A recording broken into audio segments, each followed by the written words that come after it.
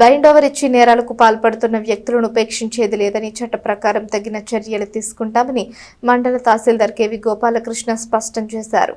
స్థానిక వైకుంఠపురంకు చెందిన పలు కేసుల్లో నిందితుడైన ఉట్ల సాయి కుమార్ అలియాస్ చింటూను వన్ టౌన్ సీఐ రాంబాబు మంగళవారం మండల తహసీల్దార్ కెవి గోపాలకృష్ణ ఎదుట ప్రవేశపెట్టారు. గతంలో పలు నేరాల అభియోగంపై అతడిపై కేసులు నమోదయ్యున్న ఈ నేపథ్యంలో గత ఏడాది నవంబర్ 28న మండల తహసీల్దార్ ముందు బైండ్ ఓవర్ చేయించారు. ఆ తర్వాత కూడా అతడు నేరానికి పాల్పడినట్లు కేసు నమోదైంది. దీంతో బైండ్ ఓవర్ ప్రకారం ₹1,00,000 చెల్లించాలని కేసు ఇచ్చారు. ఆ మొత్తం చెల్లించే స్తోమత లేకపోవడంతో అతడికి ఆర్డర్ ఆఫ్ డిటెన్షన్ ఇచ్చారు. వచ్చే నెల 3వ తేదీన తన ఎదుట ప్రవేశపెట్టాలని తహసీల్దార్ ఆదేశించారు.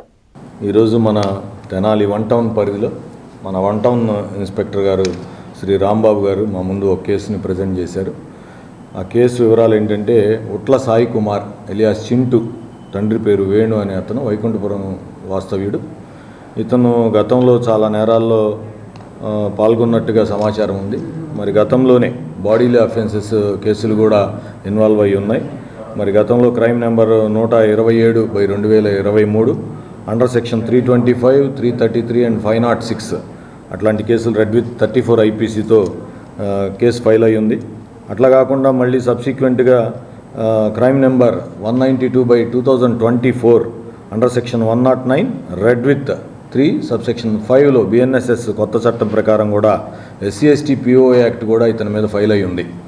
మరి ఇతని కాండక్ట్ సరిగ్గా లేకపోవడంతో నవంబర్ 28వ తారీఖున 2025లో నా ముందు బైండ్ ఓవర్ చేశారు మన పోలీసు వారు.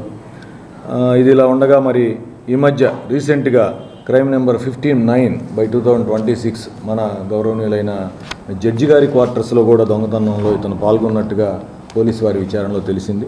మన దగ్గర బైండ్ ఓవర్ అవడమే అయిన తర్వాత కూడా క్రిమినల్ కేసుల్లో అతను నేచర్ మార్చుకోకపోవడంతో మరి 20వ తారీఖున మొన్న నెలలో నా ముందు ఇతన్ని ప్రొడ్యూస్ చేశారు. నోటీస్ ఇచ్చాం.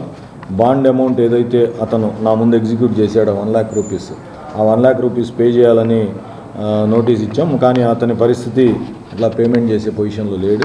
హవెవర్ ఇక్కడ ఉద్దేశం ఏంటంటే అతనితో డబ్బు కట్టించడం కాదు మా ఉద్దేశం.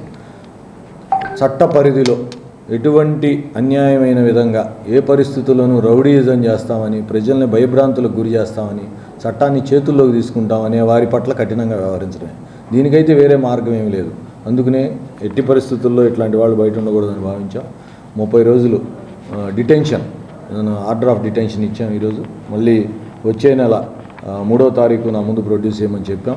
ఈ లోపు కనుక అతని కాండక్ట్ బాగుంటే రివ్యూ చేస్తాం కేసుని. ఎవరికైనా ఒకటే చెప్పదలుచుకున్నాం, బైండ్ ఓవర్ అంటే ఊరినే ఒక సంతకం పెట్టించుకొని పంపించడం కాదు. ఖచ్చితంగా ఎగ్జిక్యూటివ్ మ్యాజిస్ట్రేట్ ముందు బైండ్ ఓవర్ అయిన తర్వాత మీరు ఇంకే క్రిమినల్ కేసులో ఇన్వాల్వ్ అయినా, FIR మీ మీద పడినా, ఇక కేసు ప్రూవ్ అయిపోయినట్టే. మీరు ఒక తప్పు మార్గంలో పయనిస్తానంటే చూస్తూ ఊరుకునేది లేదు. చట్టం తన పని తాను చేసుకుపోతుంది. ఆలోచించకుండా మిమ్మల్ని నిబంధనలు ఏవైతే ఉన్నాయో అవి కఠినంగా అమలు చేసి శాంతి భద్రతల్ని తెనాలిలో కాపాడేందుకు పోలీసు వారి సహకారంతో కృషి చేస్తాం. ఈ సందర్భంగా Tenali one town inspector Shri Rambabu గారిని అభినందిస్తున్నా. ఇట్లాగే ప్రతి కేసు విషయంలో కూడా ఇప్పటికే బైండ్ ఓవర్ కేసులు కూడా చాలా తీసుకొస్తున్నారు. మంచి పరిణామం.